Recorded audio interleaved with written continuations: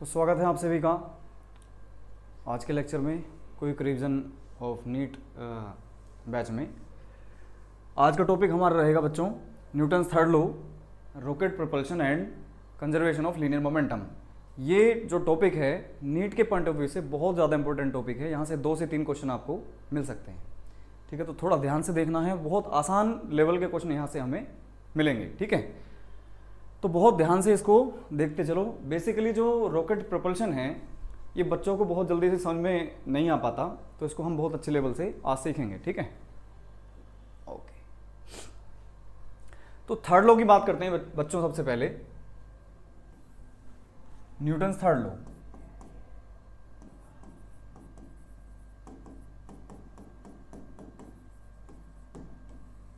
जैसा कि आप लोग सभी जानते हो कि third law is nothing but action and reaction, ठीक है। Third law is what, the law of action and reaction. मान लो कि कोई बुक रखी है आपकी शेल्फ पर या टेबल पर, तो इसका जो वेट होगा बेटा that is mg, vertically downward होगा। इसको किसने बैलेंस किया होगा? सर नॉर्मल ने। नॉर्मल किधर लगता है? नॉर्मल टू दी सरफेस होता है n। तो इस वाले केस में देखो एक्शन जो आपने किया दैट इज वेट ने किया, और टेबल ने क्या प्रोवाइड किया? इसको रिएक्शन। तो to every action there exist equal and opposite reaction, है ना। इसी कंसेप्ट का यूज करते हुए हम लोग रॉकेट प्रोपल्शन में जो मोशन प्रोवाइड करते हैं वो इसी लॉ को यूज करते हुए हम करते हैं। देखो मान लीजिए किसी बच्चे का बर्थडे है, ठीक, और उसने क्या काम किया, एक बैलून को इन्फ्लेट किया, और बैलून को इन्फ्लेट यानी कि हवा भरने के बाद उसको यहां से छोड़ दिया। तो क्या होगा बेसिकली, इस बैलून के अंदर से जो भी एयर मॉलिक्यूल्स हैं, जो भी एयर है, वो बाहर की तरफ एग्जिट करेगी, जिसकी वजह से जो एयर का मोमेंटम है बेटा वो इस डायरेक्शन में आएगा। एयर का जो मोमेंटम है वो इस डायरेक्शन में आएगा। तो हम ये कह सकते हैं कि जो इन्फ्लेटेड जो एयर है वो फोर्स अप्लाई करेगी इधर, तो इसका जो रिएक्शन है, इसका रिएक्शन होगा इस तरह से कि जो बैलून है उसको वेलोसिटी मिलेगी ऑपोजिट डायरेक्शन में। क्या इस सिस्टम में हमने कहीं से एक्सटर्नल फोर्स अप्लाई किया है? नहीं सर, लेकिन इसकी वेलोसिटी किधर होगी?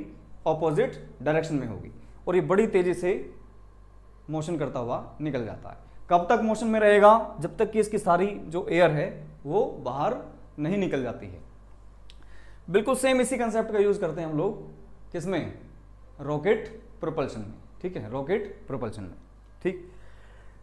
तो दोनों टॉपिक साथ साथ चलेंगे, momentum conservation and rocket propulsion, दोनों चीजें एक साथ हम लेकर चलेंगे। तो पहले हम कर लेते हैं क्या, चलो पहले कर लेते हैं momentum conservation of linear momentum को पहले निपटा देते हैं, ठीक है। यहां से भी 2 क्वेश्चन आने की उम्मीद है पूरी। तो बेटा कंजर्वेशन ऑफ लीनियर मोमेंटम देखो, कंजर्वेशन ऑफ लीनियर मोमेंटम बहुत आसान टॉपिक है और बहुत इंपॉर्टेंट है, कंजर्वेशन ऑफ लीनियर मोमेंटम। तो यहां पर एक बात देखो कि अगर external force is equal to 0, है ना बेटा, एक्सटर्नल फोर्स क्या है? 0 है, तो momentum of the system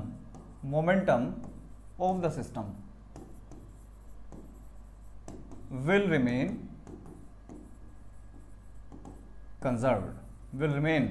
conserved, मतलब initial momentum of the system will be equals to final momentum of the system.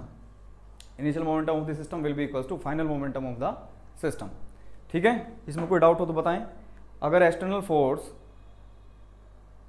0 है then momentum of the system will be conserved, okay.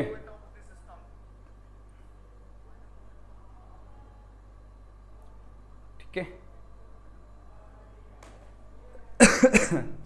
अगर एक्सटर्नल फोर्स क्या है? 0।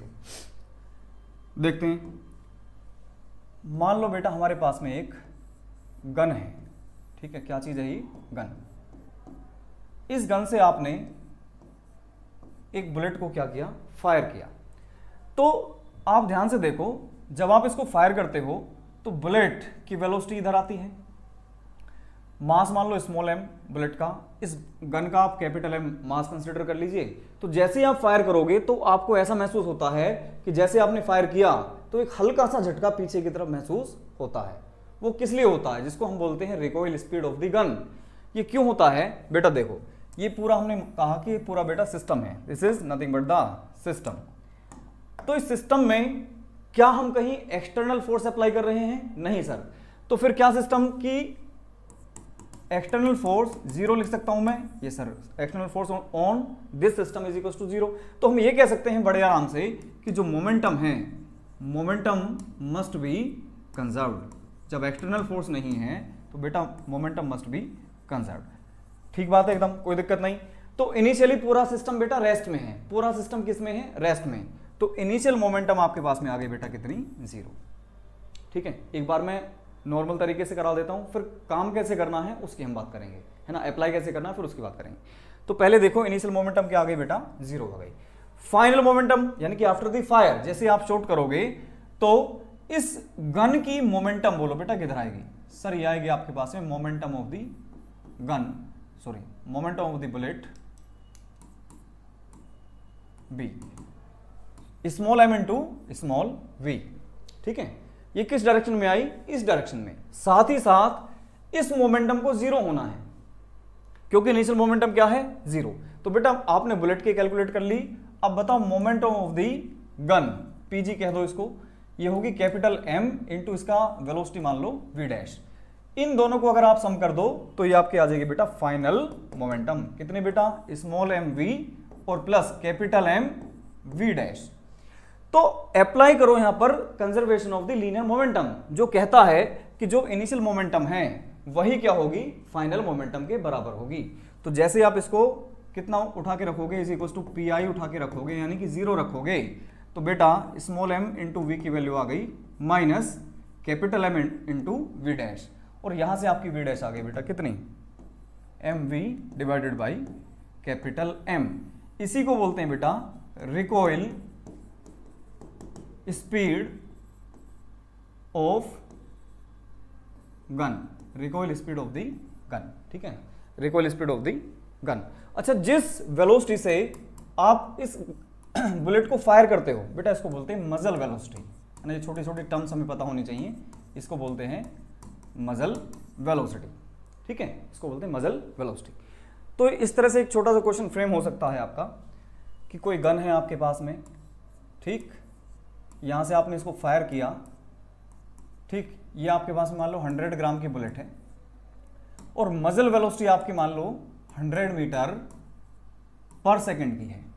ठीक, find recoil velocity of the gun. Gun की आपको क्या calculate करनी है? रिकॉइल स्पीड आपको कैलकुलेट करनी है। अब देखो सिस्टम को किस तरह से शॉर्टेस्ट टाइम इंटरवल में हमें समझना है। तो देखो इनिशियली सिस्टम किस में बेटा? रेस्ट में है। तो जब ये सिस्टम रेस्ट में है तो मोमेंटम इनिशियल क्या हो गई? जीरो। तो फाइनल मोमेंटम को भी जीरो मुझे करना होगा। इट मींस यहां पर जो ये गन आपको दिखाई दे रही है, ये गन ये वाली और ये बुलेट, इन दोनों का जो मोमेंटम है वो इस तरह से डिवाइडेड होगा कि net momentum will be equals to zero. तो बेटा इस बुलेट का कितना? Sir small m into v. तो इतना ही मोमेंटम जब इसका फॉरवर्ड डायरेक्शन में है तो इतना ही मोमेंटम इस गन का बैकवर्ड डायरेक्शन में होना चाहिए, so that net sum of the momentum बराबर कितना हो जाए? जीरो हो जाए। ठीक है, इतना सा कंसेप्ट है। तो हमने कहा इसका कैपिटल M मास हो गया, तो capital M into recoil speed v dash बराबर, यानी कि इधर वाला मोमेंटम बराबर रख दो आप इधर वाले मोमेंटम के। सिर्फ इतना सा कंसेप्ट आपको अप्लाई कर देना है, बस बात खत्म। अब वैल्यू पुटअप कर दीजिए आप। मान लो ये आपके पास में 1 kg की मास की आपकी ये गन थी, तो बेटा 1 kg into v dash is equal to इधर वाला मोमेंटम कितना है? 100 ग्राम, यानी कि कितना किलोग्राम हो गया? 0.1 किलोग्राम इंटू वेलोसिटी कितनी? 100 मीटर पर सेकेंड। तो बेटा वी डैश जो आपको मिलेगी ना वो 10 मीटर पर सेकेंड की आपको रिकॉइल मिलेगी। ठीक है, तो कभी भी आंख के सामने करके फायर नहीं करना, फायर आपको आंख से बचा करके करना है, जिससे कि आपको रिकॉइल वेलोसिटी इतनी मिले कि आप उसको झेल पाओ। ठीक है, तो बहुत सावधानी से और बहुत मजबूती के साथ में गन को पकड़ करके जब फायर करना होता है, सो दैट कि आपको जो रिकॉइल मिल रही है उसको आप बैलेंस कर पाओ। तो जिस बच्चे को ये रिकॉइल वेलोसिटी का कंसेप्ट नहीं पता होगा वो मार खा जाएगा, ठीक है। तो ये तो हुआ रिकॉइल वेलोसिटी का कंसेप्ट। एक बेटा इसमें बहुत प्यारा क्वेश्चन आता है कि एक बॉम्ब है वो ब्लास्ट होता है, ठीक है, या कई बार न्यूक्लियस को भी देते हैं कि एक न्यूक्लियस है वो ब्रेक होता है, अल्फा डिके करता है। तो अल्फा डिके में जो आपकी वेलोसिटी है वो पूछ लेंगे, या recoil speed of the nuclei पूछ लेंगे, ठीक है। तो सब में सारे के सारे क्वेश्चंस में सिर्फ यही कंसेप्ट लगना है, the concept of the momentum conservation. देखो मान लो ये कोई बॉम्ब है बेटा, ये बॉम्ब है आपके पास में, इसमें से ये रेस्ट पे रखा था, बॉम्ब किस में था, एट रेस्ट, मान लो 10 किलोग्राम का था ये, ठीक है बेटा। अब इसमें से एक पार्ट दैट इज इसका हाफ पार्ट तो ब्रेक होकर के ब्लास्ट के बाद में इस वेलोसिटी से चल दिया, मान लो 20 मीटर पर सेकंड से, ठीक। इसको कह दो आपकी m/4 चला गया, ये इस तरह से क्वेश्चन डिजाइन होगा। इसका 1/4 पार्ट तो चला गया बेटा 20 मीटर पर सेकंड से ईस्ट डायरेक्शन में, तो बाकी जो इसका पार्ट बचा वो कितना बचा, 3m/4। तो उसका आपको डायरेक्शन एंड वेलोसिटी बतानी है। तो बेटा इनिशियली ये जो बॉम्ब था रेस्ट में था, तो इनिशियल मोमेंटम क्या हो गई, 0 हो गई, कोई दिक्कत वाली बात नहीं है, ठीक है सर। तो जब इनिशियल मोमेंटम 0 हो गई तो फाइनली मोमेंटम को 0 होना पड़ेगा, conservation of the linear momentum ये कहता। तो मैंने क्या बताया कंसेप्ट कि बाद में इधर वाला मोमेंटम बराबर कर दो इधर वाले मोमेंटम के, इतना सा सिंपल कंसेप्ट आपको यूज कर लेना है। तो बेटा इधर वाला मोमेंटम बोलो, मास है बेटा कितना 10 का 1/4 पार्ट, ये तो मास हो गया इधर, इंटू वेलोसिटी कितनी से गया 20 से, इज इक्वल्स टू ये मास कितना बेटा 3/4 ऑफ दी m, यानी कि 10 का, इंटू इसकी वेलोसिटी हमें पता नहीं।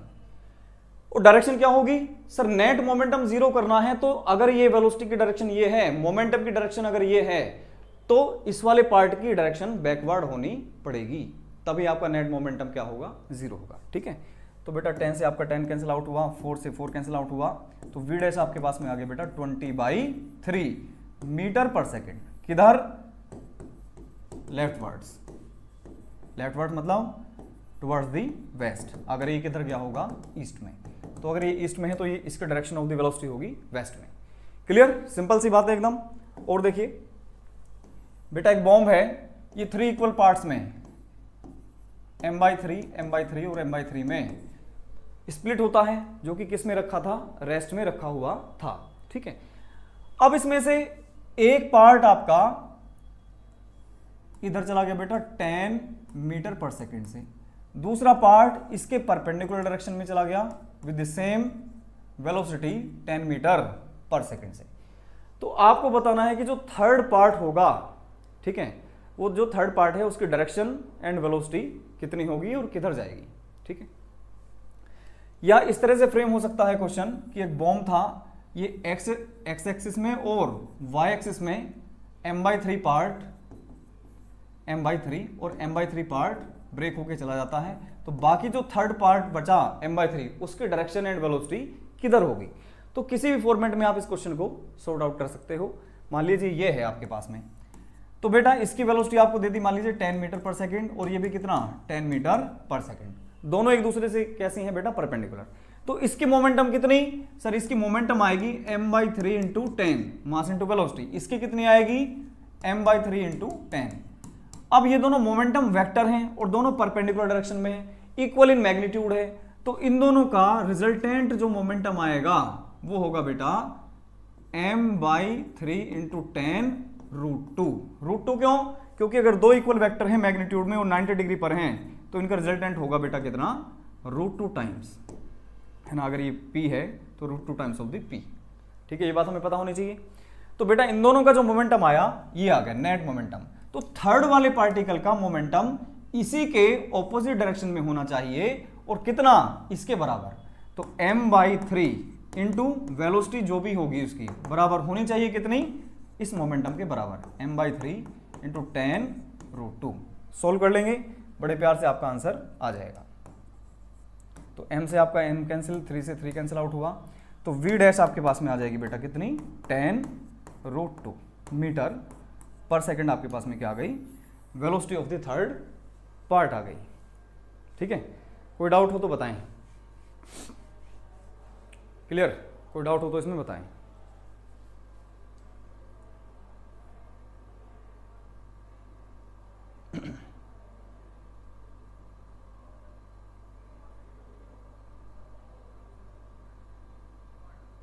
चलो ठीक है सर। नेक्स्ट देखो बेटा, अगर सेकंड लॉ में हमने ये देखा था कि sir force is equal to M में, आप ये पढ़ते थे 9th क्लास में, लेकिन हमने क्या चेंज किया कि जो फोर्स है that is nothing but rate of change of linear momentum होता है। This is basically the actual second law of Newton second law वास्तव में ये था। अब बेटा यहां पर P को मैं क्या लिख सकता हूं, D by D T. P की जगह मैं लिख सकता हूं mass into velocity, mass into velocity. अगर मैं मास को मानता हूं कांस्टेंट तो मास को हम बाहर लिख सकते हैं, ठीक है, इनटू ये बचा आपके पास में dv बाई dt। तो फोर्स आपके पास में कितना आ गया बेटा, m dv बाई dt हो जाता है एक्सीलरेशन, है ना। यहां से एक एस्पेक्ट आया, एक तरह से आपका क्या कहना चाहिए, इसका एक लॉजिक 1 है। कब, यानी कि इसका पार्ट है कब, जब आपने क्या कर लिया है, मास को कांस्टेंट मान लिया। अगर आपको मास कांस्टेंट नहीं मिलता, वेरिएबल मास सिस्टम मिलता है, जैसे कि फाउंटेन में, जैसे कि रॉकेट प्रोपल्शन में, जैसे कि बैलून के केस में, तो उस वाले केस में आप क्या करोगे, तो बेटा फोर्स आप लिखोगे D by D T of mass into velocity. अब यहां पर वेलोसिटी अगर कांस्टेंट है, वेलोसिटी अगर कांस्टेंट है तो आप वेलोसिटी को बाहर निकालो, ये बचेगा आपके पास में बेटा D M by D T, V D M by D T. तो बेटा ये भी आपका न्यूटन्स सेकंड लॉ ही होता है। कब, for variable mass system, for variable mass system के लिए। बहुत इंपॉर्टेंट है बेटा, ये बहुत इंपॉर्टेंट है। आपको दे देंगे कि 100 मीटर पर सेकंड से किसी जेट से पानी निकल रहा है, ठीक है, यानी कि आपको वेलोसिटी दे दी और इतनी रेट से निकल रहा है, dm बाई dt दे दिया, तो find the force exerted on this particular particle.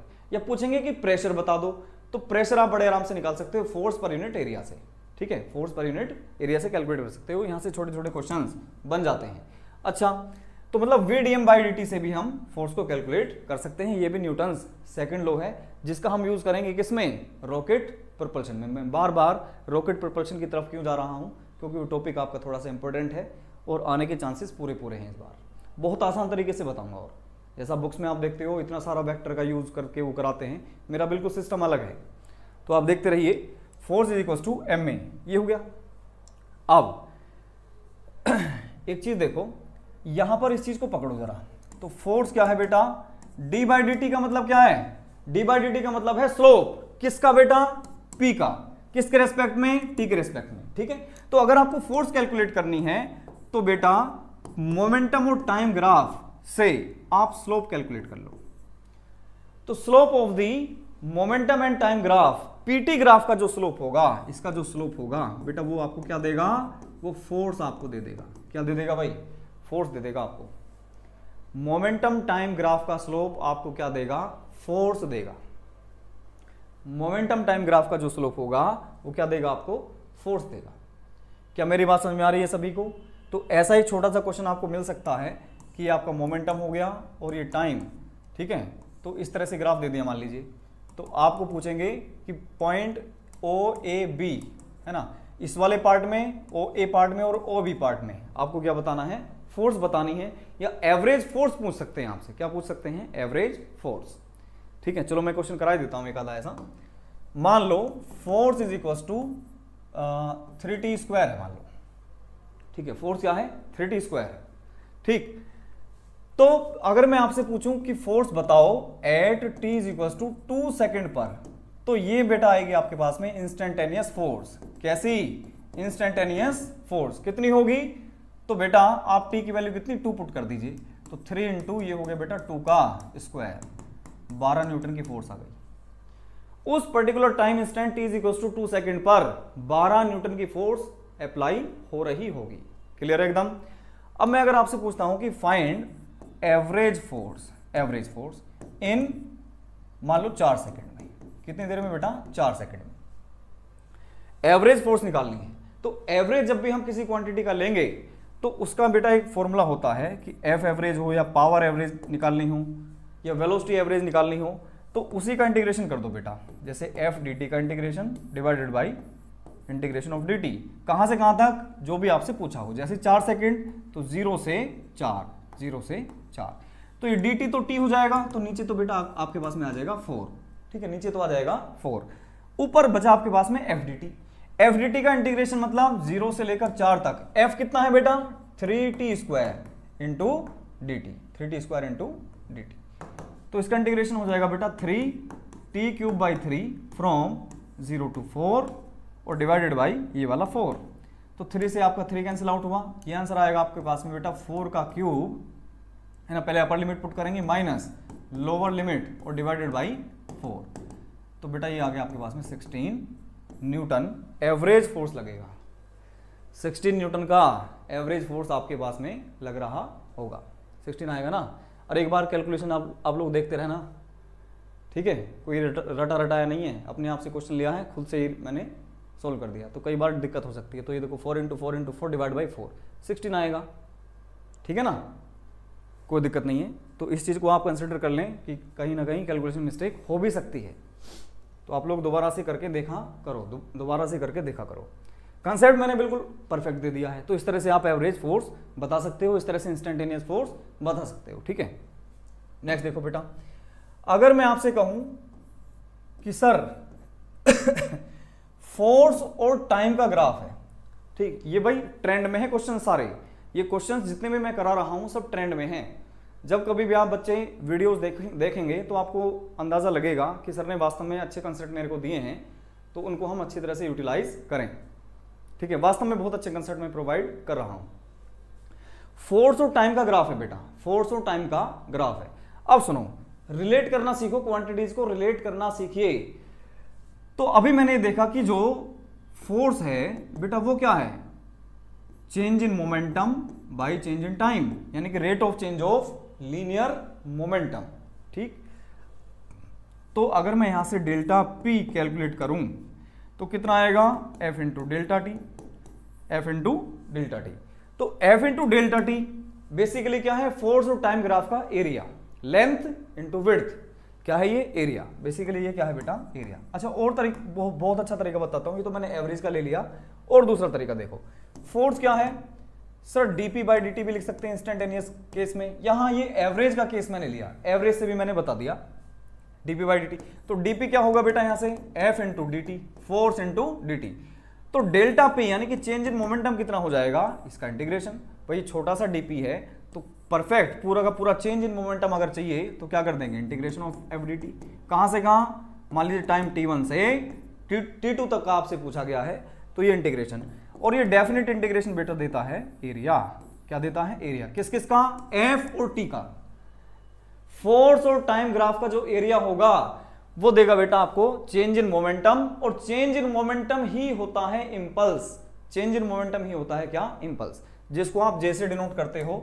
ये भी एक वेक्टर क्वांटिटी है बेटा, ये होता है एफ डी टी, ठीक है, ये क्या होता है, F D T from t1 to t2, ठीक है ना। फोर्स एक वेक्टर है तो ये भी एक वेक्टर क्वांटिटी ही आता है, ठीक है। तो जब हम जैसे हैमर से हिट करते हैं तो उस टाइम हम इंपल्सिव फोर्स अप्लाई कर रहे होते हैं, तो larger force applied for short interval of time, बहुत छोटे से शॉर्ट इंटरवल ऑफ टाइम के लिए जो लार्जर फोर्स अप्लाई करते हैं उनको बोलते हैं बेटा इंपल्सिव फोर्स। और एफ डी टी का जो इंटीग्रेशन है ये है आपके पास में इंपल्स, इसको क्या बोलते हैं, इंपल्स। और इंपल्स जब हम कैलकुलेट कर लेते हैं तो बेसिकली ये आ गया क्वांटिटी मेरे पास में एफ डी टी, और एफ डी टी का जो इंटीग्रेशन है बेटा ये क्या है, एरिया। तो area under the F T graph आपको क्या देगा बेटा, इंपल्स देगा। और इंपल्स मतलब चेंज इन मोमेंटम। तो चेंज इन मोमेंटम पूछें या चेंज इन, या आपसे क्या पूछें, इंपल्स पूछें, बात एक ही है। चेंज इन मोमेंटम और इंपल्स बात एक ही है। इसका यूनिट क्या होगा बेटा, देखो ध्यान से, न्यूटन मीटर। इसका यूनिट क्या होगा, न्यूटन एंड मीटर, ठीक है, क्लियर है ना एकदम।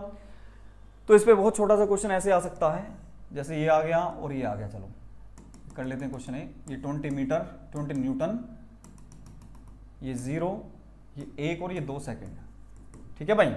तो हमें बताना क्या है, find change in the momentum, delta P हमें बताना है, चेंज इन द मोमेंटम या impulse from this particular graph से हमें क्या बताना है, इंपल्स। इंपल्स मतलब चेंज इन मोमेंटम। तो चेंज इन मोमेंटम मतलब हम क्या कैलकुलेट करते हैं बेटा, एरिया। तो ये तो सिंपल सा ग्राफ है, इसमें हमें कोई इंटीग्रेशन करने की नीड नहीं है। हमें मालूम है कि ये तो सर ट्राइंगल बन गया, तो ट्राइंगल का जो एरिया होगा वो कितना हो जाएगा बेटा, हाफ इंटू बेस कितना है सर, बेस यहाँ से यहाँ तक ये 2 है, इंटू हाइट कितनी है सर 20, ये है 20, तो 20 आपके पास में आ गया एरिया, 20 आपके पास में आ गया एरिया। और यही क्या है आपके पास बेटा, चेंज इन लीनियर मोमेंटम। बहुत अच्छे से क्लियर हो गई बात आपको? क्या कोई डाउट हो तो आप इसको पूछ सकते हो बेटा मेरे से। तो जैसे ही आप एफ और टी ग्राफ का एरिया कैलकुलेट कर लेंगे तो आपको क्या मिल जाएगा, चेंज इन मोमेंटम या इम्पल्स। ठीक है, चेंज इन मोमेंटम या इम्पल्स आपको मिल जाएगा।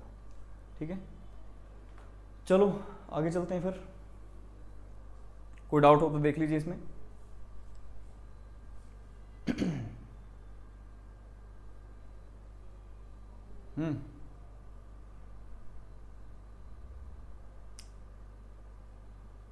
ओके, चलो अब बात कर लेते हैं रॉकेट प्रोपल्शन की। ठीक है, रॉकेट प्रोपल्शन से पहले चलो एक दो न्यूमेरिकल्स में और करा देता हूं, based upon the conservation of linear momentum. ठीक है, based upon the conservation of linear momentum, ये थोड़ा सा इंपॉर्टेंट है भाई टॉपिक। ठीक है ना, एक टॉपिक थोड़ा सा क्या है, इंपॉर्टेंट है।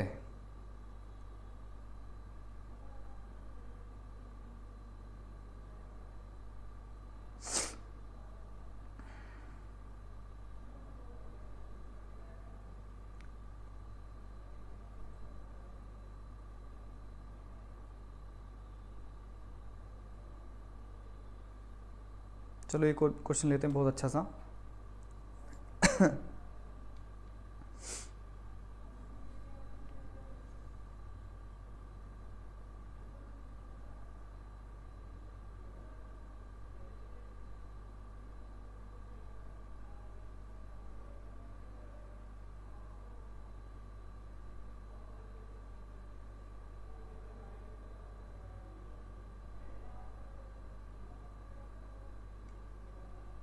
find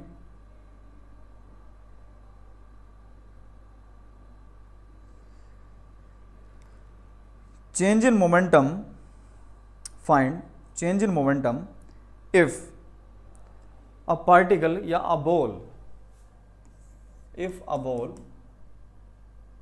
is moving with 10 meter per second velocity and mass of the ball is let it be 50 grams। ठीक है, it hits the ground at an angle 30 degree from the vertical. यहां पर ये क्या करती है बेटा, हिट करती है, और जिस एंगल से ये हिट करेगी उसी से क्या कर जाती है, रिबाउंड करती है।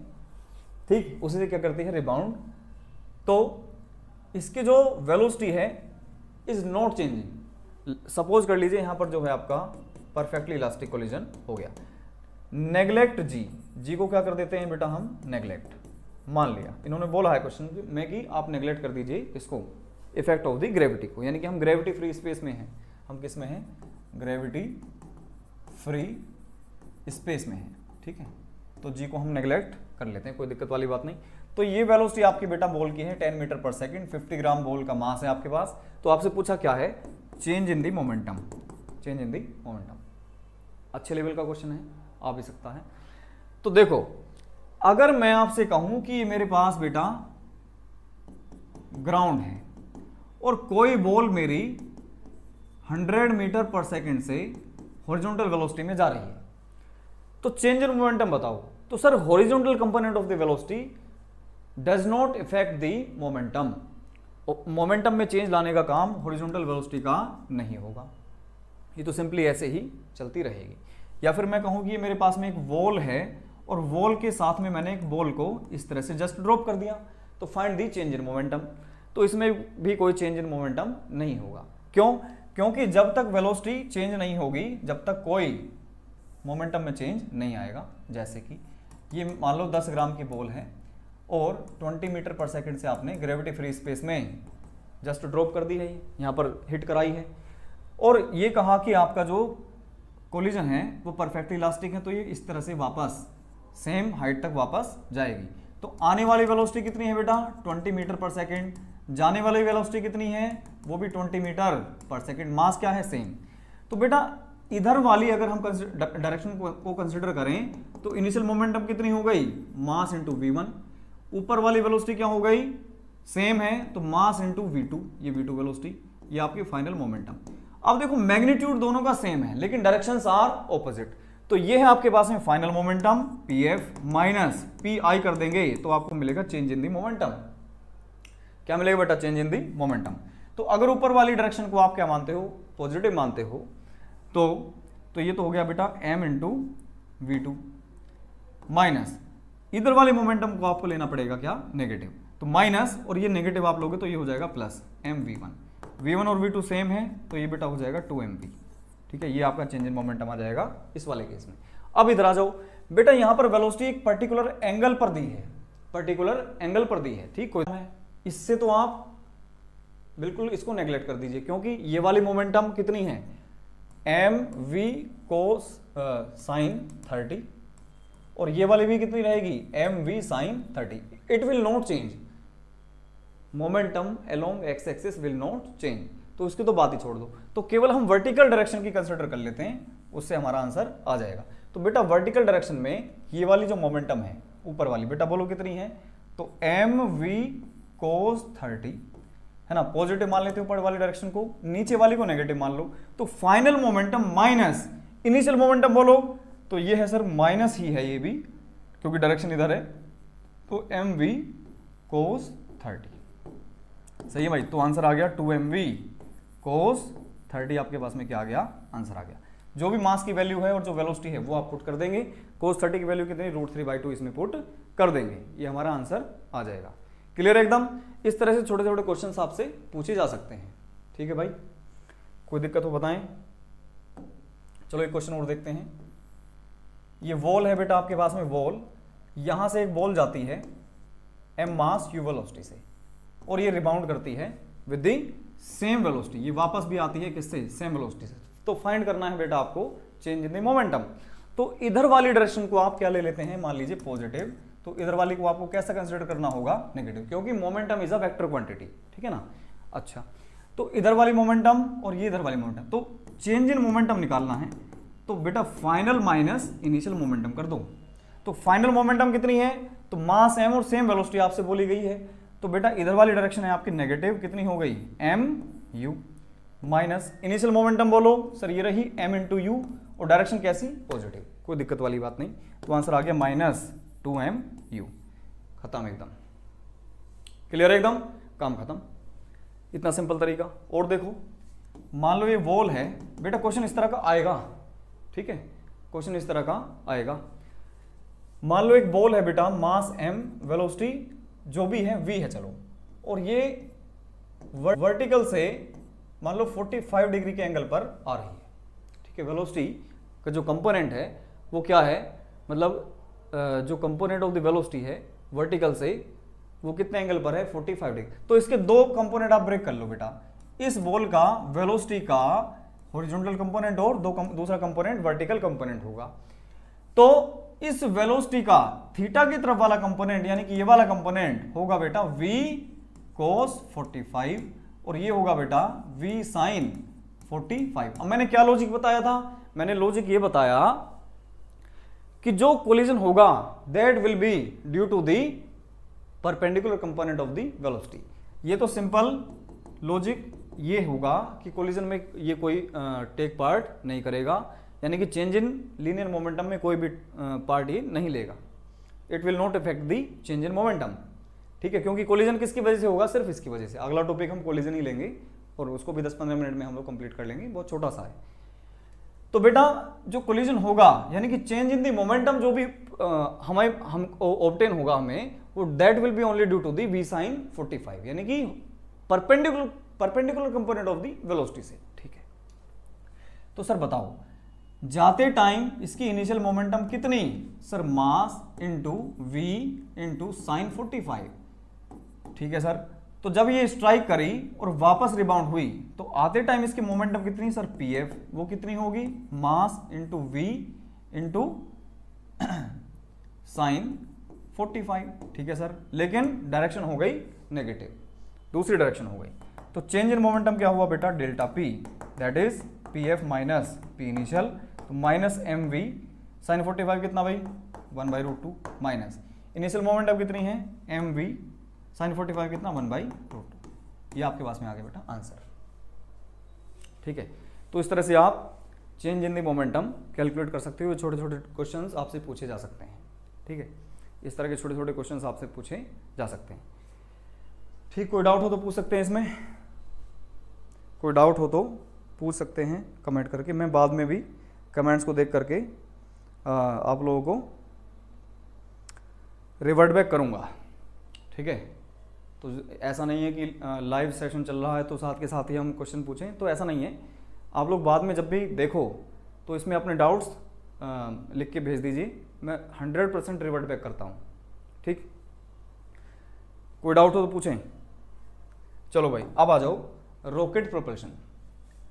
Rocket propulsion,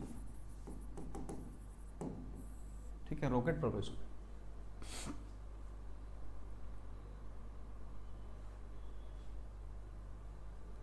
rocket propulsion basically शायद डिलीट हो गया है, लेकिन इसका लॉजिक जरूर समझ लीजिए। ऐसा नहीं है कि ये टॉपिक है ही नहीं तो इसका इस कंसेप्ट का यूज हम कहीं नहीं करेंगे। हो सकता है बैलून के केस में आपको दे दें, रॉकेट प्रोपल्शन का ही हो सकता है बैलून, या जेट की फॉर्मेट में आपको दे दें, तो आपको आना चाहिए the concept of the variable mass system, आपको आना चाहिए, ठीक है भाई। तो मैं समझा देता हूं एक बार बहुत अच्छे से।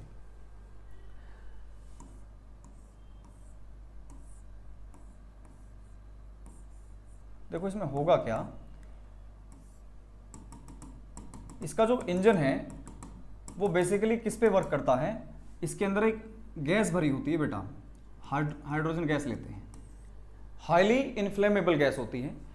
यहाँ पर ये बर्नर लगे होते हैं, बर्नर्स, तो यहाँ पर ये गैस बर्न आउट होकर के इसकी जो बर्न आउट वेलोसिटी है गैसेस की वो इधर जाती है।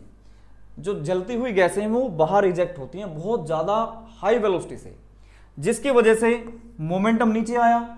इनिशियली रॉकेट रेस्ट में था तो नेट मोमेंटम 0 थी, तो जैसे ही यहाँ से गैसेस बाहर निकली, गैसेस इजेक्ट हुई, तो नेट मोमेंटम 0 करने के लिए रॉकेट को ऊपर की तरफ मोमेंटम मिलना चाहिए। बोलो क्या ये बिल्कुल सेम वही प्रोसेस नहीं है जैसा कि हम बैलून सिस्टम को ले रहे थे कि इसके अंदर जो एयर भरी हुई है, अगर आप यहाँ से एयर को इजेक्ट आउट कराते हो तो बैलून किधर जाएगा बेटा, वी वेलोसिटी से ऊपर जाएगा। सेम यही सिस्टम हम यूज करते हैं किसमें, रॉकेट प्रोपल्शन में, ठीक है। कोई डाउट हो तो बताएं। क्या ये लॉजिक समझ में आ गया, क्या ये लॉजिक समझ में आ गया भाई?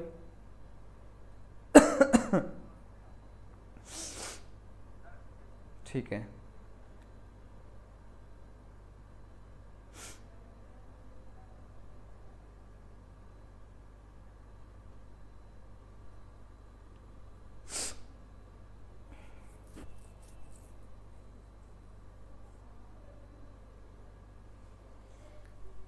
चलो तो ठीक है भाई, इसको रोक करते हैं। हमने कहा कि यहां से जो वेलोसिटी इजेक्ट आउट हो रही है गैसेस की वो एक कांस्टेंट वेलोसिटी है v, ठीक है, v वेलोसिटी से ये गैसेस क्या हो रही हैं, इजेक्ट हो रही हैं। तो इसको अपथ्रस्ट कितना मिलेगा,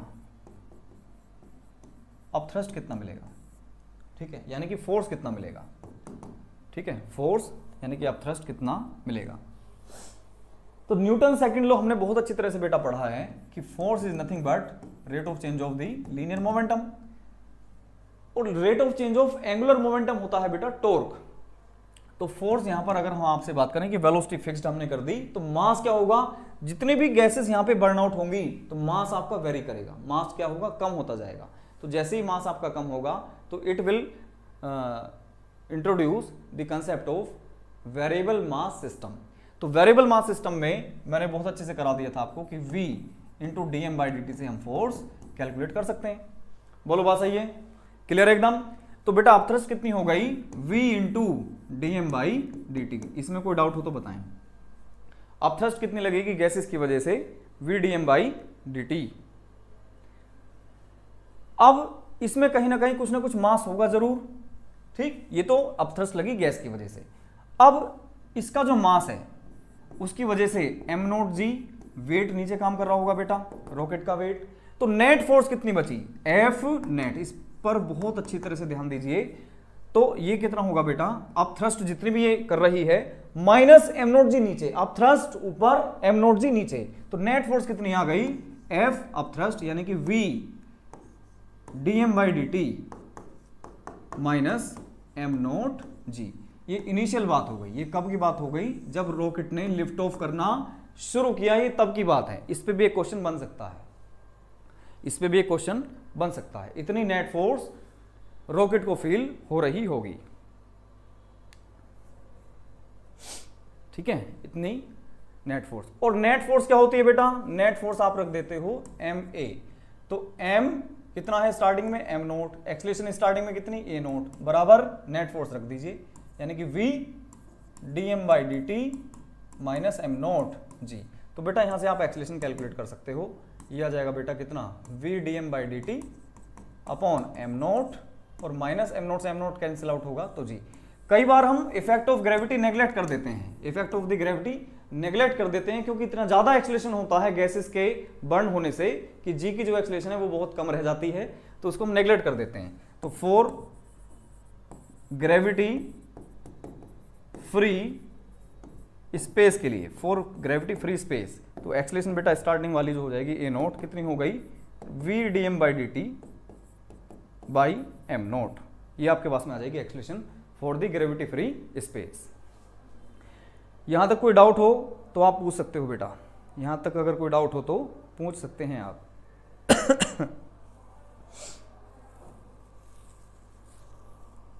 ठीक है, आगे चलें।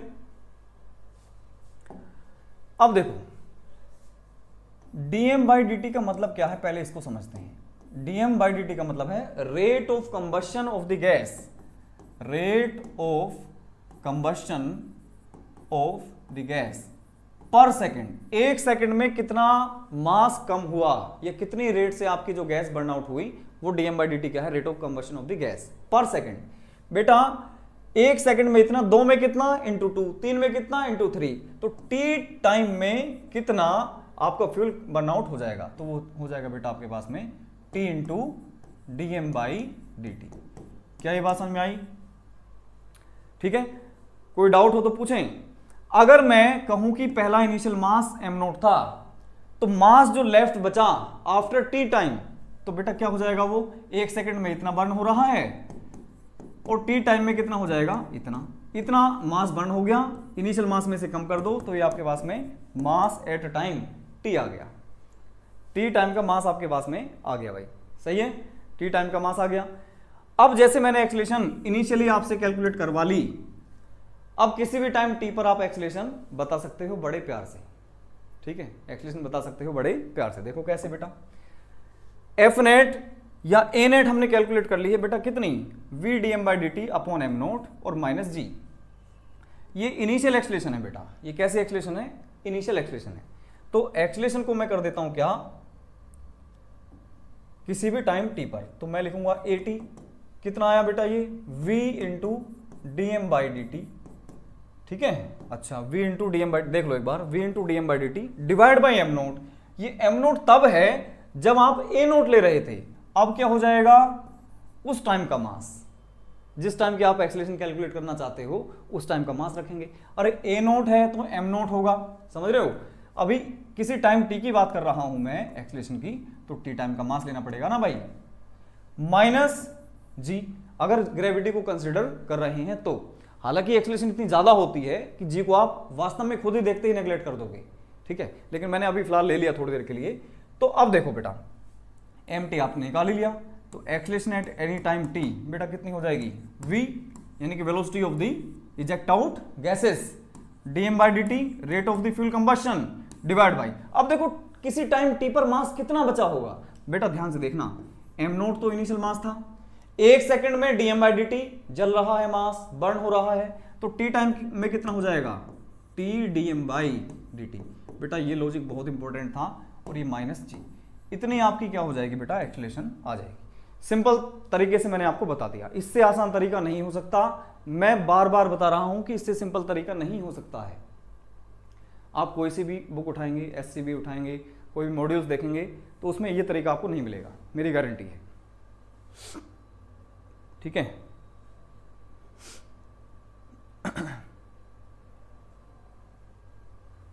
ठीक है भाई। अगर आपसे पूछें कि acceleration at time T in gravity free space में, ग्रेविटी फ्री स्पेस में कितना हो जाएगा बेटा, 80। तो ये हो जाएगा आपका v dm/dt और upon m0 minus T into dm/dt। जी को नेग्लेक्ट कर देंगे बेटा, ठीक है। ये हो गया आपके पास में एक्सेलरेशन।